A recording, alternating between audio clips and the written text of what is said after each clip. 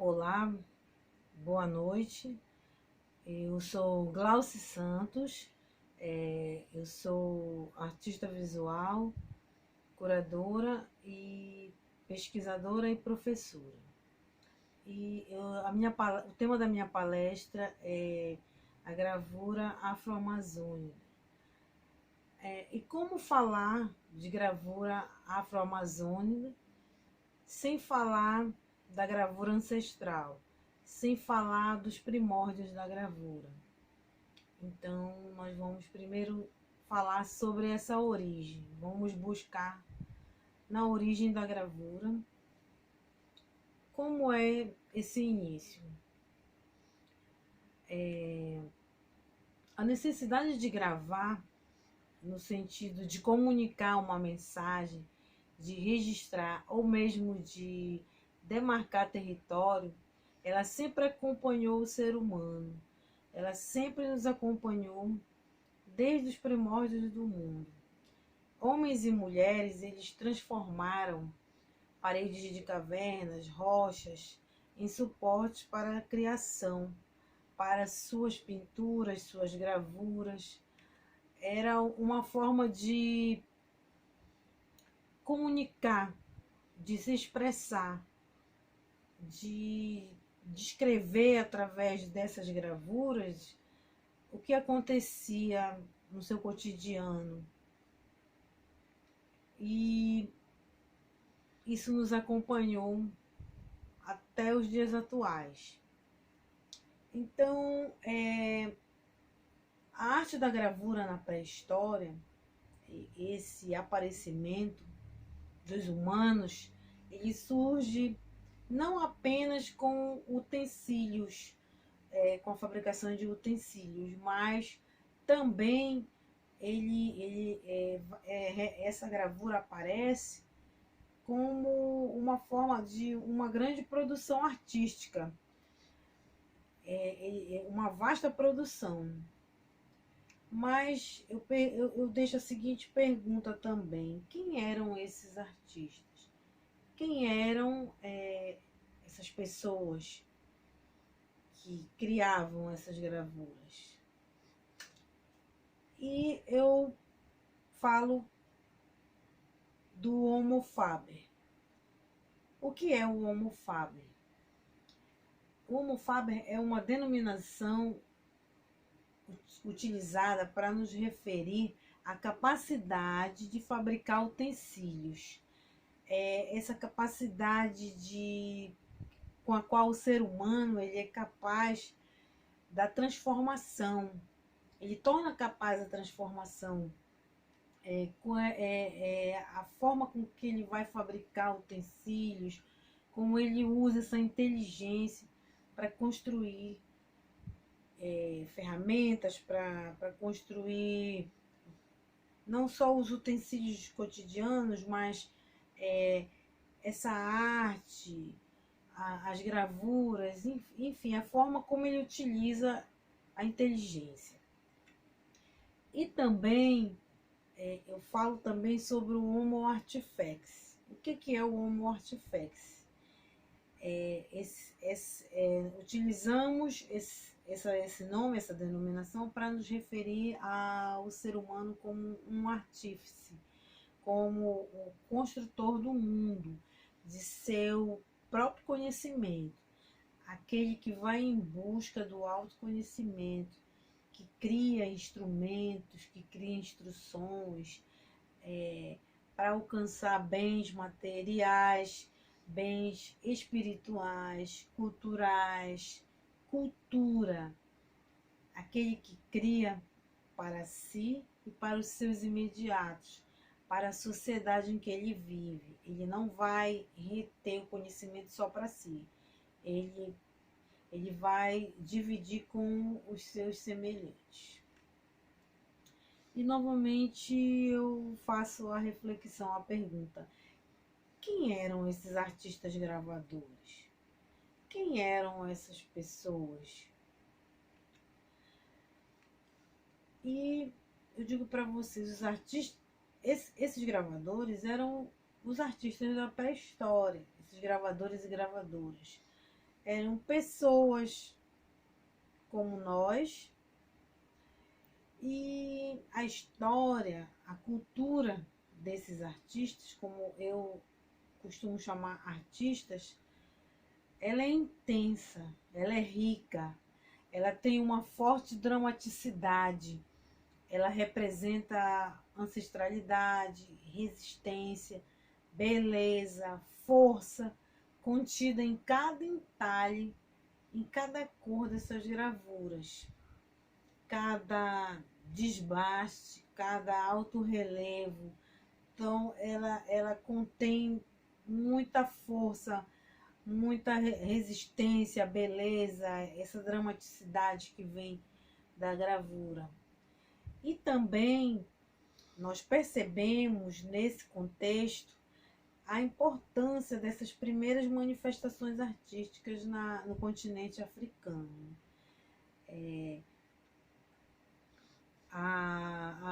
Havia a predominância do naturalismo, né? Essas primeiras gravuras que vão surgindo, elas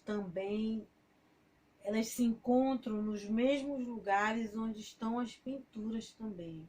Onde nós encontramos as gravuras, encontram-se também as pinturas rupestres, né? E ela, posteriormente, né, tem a arte mural e as fases, e a técnica utilizada, essa técnica de gravar nesse período, como é que esses artistas eles vão desenvolvendo essa maneira de gravar?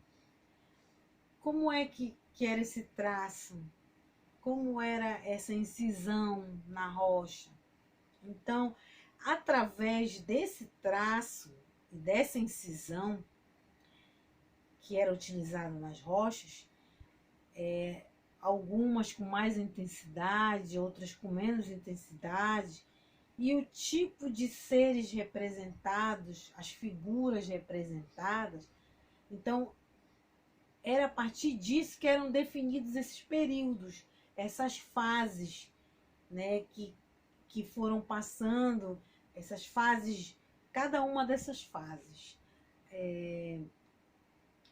E as gravuras, a sua melhor técnica, elas surgem nos períodos mais recuados.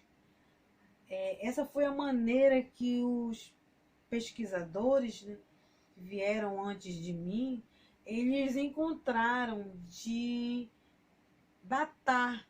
Foi através de períodos, né, essas fases, né, as fases dos seres representados, dos animais representados. Então, essas gravuras elas vão aparecer em rochas areníticas, né? Algumas rochas menos duras, outras mais duras, granitos, quartzos. E também eles tinham pouco equipamento, eles tinham o mínimo, né, de ferramentas, e mesmo assim eles conseguiam uma grande precisão técnica na feitura dessas gravuras, né? Então, nesse momento, começa a surgir as primeiras ferramentas de gravação, as primeiras ferramentas de gravura. Então, quais são essas primeiras ferramentas, né? Então, existe a pedra apontada, uma pedra com uma ponta, né, para que eles conseguissem fazer esses desenhos, né? E também a machadinha, que era como se fosse o precursor do buril de gravura, né? As nossas ferramentas atuais de gravar, que na segunda parte da palestra eu vou estar mostrando esses buris, essas nossas ferramentas atuais de gravação.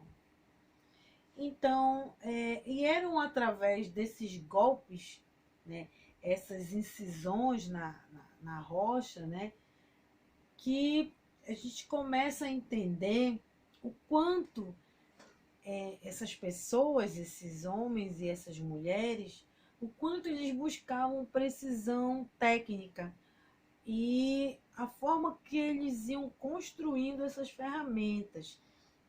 E essa busca de ter gravuras, de obter gravuras melhores. Então eles começavam a buscar essa precisão de ferramentas e ter uma ferramenta que ele conseguisse obter aquela gravação, aquele resultado específico. E nós observamos o quanto havia essa preocupação ao longo desses períodos, dessas fases. Assim como a pintura rupestre, as gravuras, elas também exigiam um esforço físico, porque ambas eram feitas em rochas. E essas rochas, elas chegavam a medir até 9 metros de altura. Tem gravuras encontradas em rochas de 4 metros, 6 metros e até 9 metros de altura. E geralmente são monocromáticas, e assim como a pintura rupestre também, né, elas existem em policromia. E que pigmentos eram utilizados nesse período, né? Eles utilizavam cauli, ocre vermelho, sangue, faziam variações de cores e com isso eles vão adquirindo essas técnicas próprias também de pigmentação.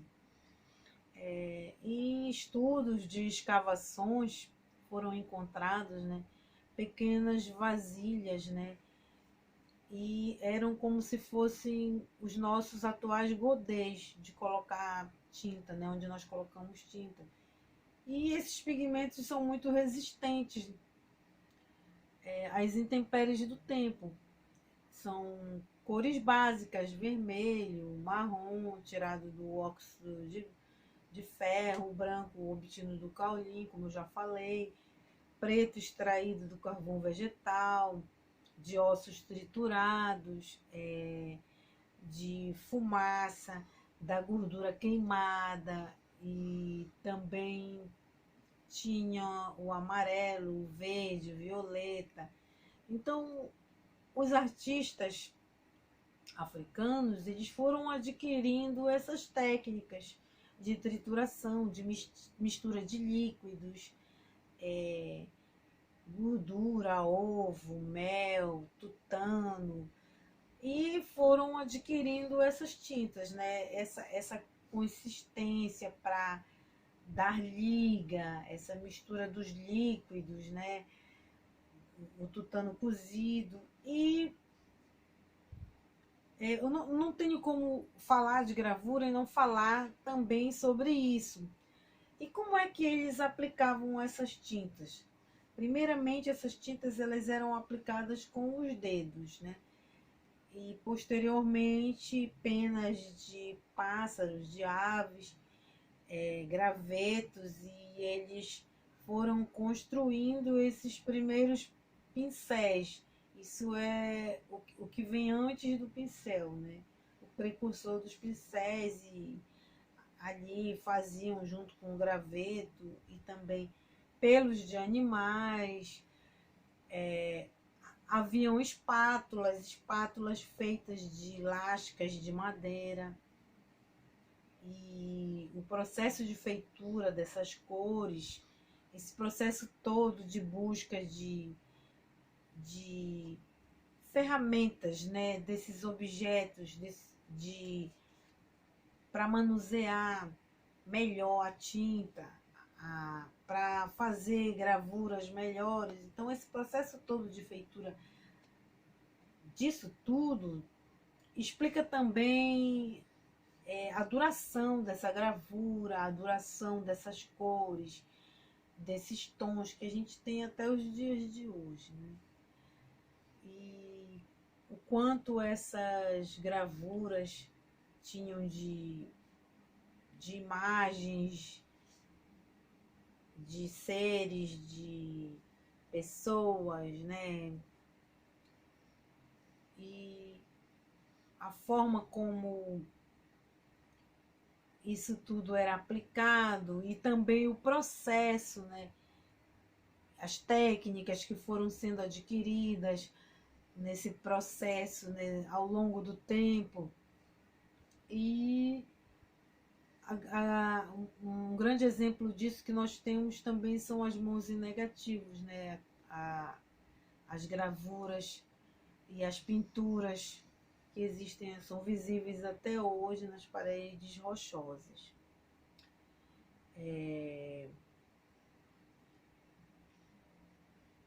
Eu vou estar mostrando aí essa imagem também para vocês. Vocês vão poder estar observando aí, né? Então, há também o entalhe, há também a gravação nas esculturas, que também eram feitas em madeira e de diferentes tamanhos, né? Como estatuetas que possuíam estilização de formas de animais e de pessoas, com figuras atribuídas a divindades africanas, né? Há também aquelas ligadas a acontecimentos e objetos que denotavam poder, e também utensílios, né? Espadas, lanças, utensílios do cotidiano, e muitos contendo desenhos ali entalhados de mulheres, de crianças representando a fertilidade. Observamos também esses entalhes, essas gravações nas máscaras. E essas máscaras, elas eram usadas geralmente em celebrações, em rituais que incluíam música, dança, trajes especiais. E os entalhadores, que esses gravadores, entalhadores que faziam esses entalhes na madeira, na confecção dessa máscara, na feitura, né? Esses entalhes, eles eram para obter efeitos bem dramáticos. Então, eles reduziam as feições humanas a uma série de planos, como o nosso rosto, né? Então, eles definiam bem esses planos, né? As partes altas, as partes baixas, nariz, olhos. E não eram apenas máscaras esculpidas, entalhadas na madeira. Então, esse apelo de ter planos e entalhes bem definidos, altos e baixos relevos, é porque precisava demonstrar esse efeito, essa feição ligada às divindades, à magia, aos rituais. E nós vamos observar aí nas máscaras essa dramaticidade, os olhos, esse entalhe mais aprofundado, o nariz, o rosto, os detalhes, esses entalhes que vocês vão estar aí observando nas gravuras que estão sendo mostradas, nos entalhes das máscaras que estão sendo mostradas aí. Os detalhes, os adereços colocados, palha e outros detalhes colocados também. Então, durante muito tempo, existiram mitos e preconceitos de toda espécie que escondiam do mundo a real história do continente africano e principalmente a sua arte, a sua cultura. Mas eu faço alguns questionamentos. Por que essa arte era encoberta? Porque era como um filme sendo cortado várias partes e desarticulado. Por quê? Porque a imagem real da história da arte africana, ela não era nos repassada, ela não era ensinada.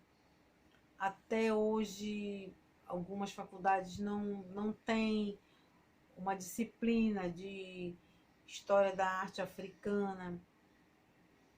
E eu deixo essas reflexões, porque elas precisam ser feitas. Mas, no entanto, nesse contexto todo, não nos causa espanto esse lugar secundário que foi dado para a história da arte africana, perante todas as outras histórias da arte ocidental. Então, nós observamos aí sempre essa maneira de esconder do mundo a real história. Onde o ser humano surgiu? O ser humano surge na África. Então, portanto, a história da arte, ela surge na África, no continente africano. E por que essa ausência? Por que essa obscuridade? A história da arte africana, ela é um desafio apaixonante. Ela nos desperta a curiosidade.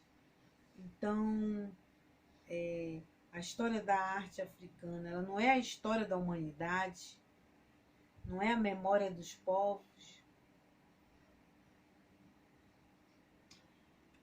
Então, são necessárias essas reflexões, preciso, é necessário reconstruir o cenário verdadeiro, é tempo de modificar o discurso e metodologicamente é um desafio a ser cumprido. É um desafio para todos nós, artistas, estudantes, educadores, curadores, enquanto população afrodescendente, é um desafio estudar, pesquisar sobre essa origem da arte. A gravura, ela chega no Brasil, a introdução da gravura no Brasil, ela vai ocorrer a partir do século XIX, com a transferência da corte portuguesa para o Brasil. A gravura, ela surge no Brasil concentrada nas mãos de mestres tipográficos e litográficos, né? E esses mestres gravadores, eles eram graduados em escolas de artes e ofícios estrangeiras. Eram as pessoas que tinham acesso ao estudo da gravura. E ela, enquanto arte, enquanto expressão artística, porque ela chega ela chega ao Brasil dessa forma, através dos mestres tipográficos, ela chega com a finalidade de difundir a fé cristã, impressos de cristãos, impressos utilizados para catequizar, para o ensino da fé cristã. E como meio de expressão artística, no Brasil, ela só vai se desenvolver no século XX, no início do século XX. Inicialmente através também de artistas estrangeiros, de artistas europeus. E no Brasil, no Pará, a história da gravura artística, ela vai ser constituída de fatos recentes, fatos assim pouco documentados, portanto, com acontecimentos que permitem desenvolver uma linha cronológica e um roteiro e um breve histórico do desenvolvimento da gravura aqui na nossa região amazônica. Através dos primeiros ateliês públicos, né, como o primeiro ateliê público foi o ateliê do Museu Emílio Guild, em convênio com a Funarte, e que durou até o final dos anos 80.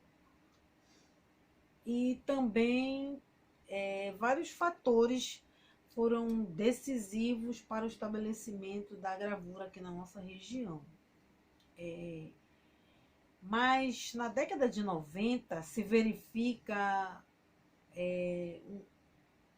um certo abandono dos projetos e um declínio dessa produção de gravura. A gravura artística no Pará, ela começa ela limita-se a atividades isoladas. Artistas começam a trabalhar isoladamente. Então, no início dos anos 90, há a implementação da Fundação Curro Velho, que é um liceu de artes e ofícios, né?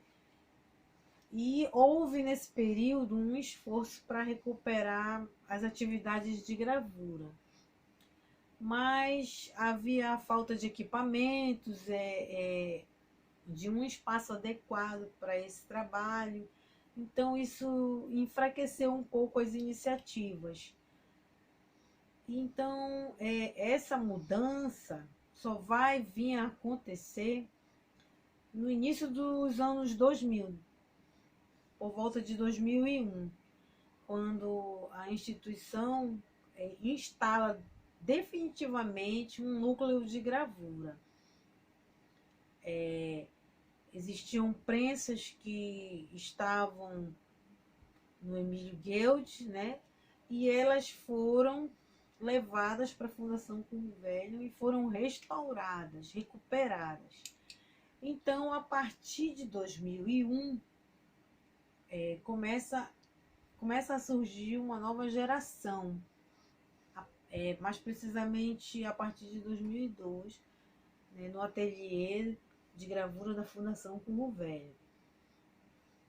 E essa geração, ela começa a cultivar uma gravura bem assentada, bem sólida nos fundamentos da linguagem e em diálogo constante, contínuo com a tradição da gravura brasileira.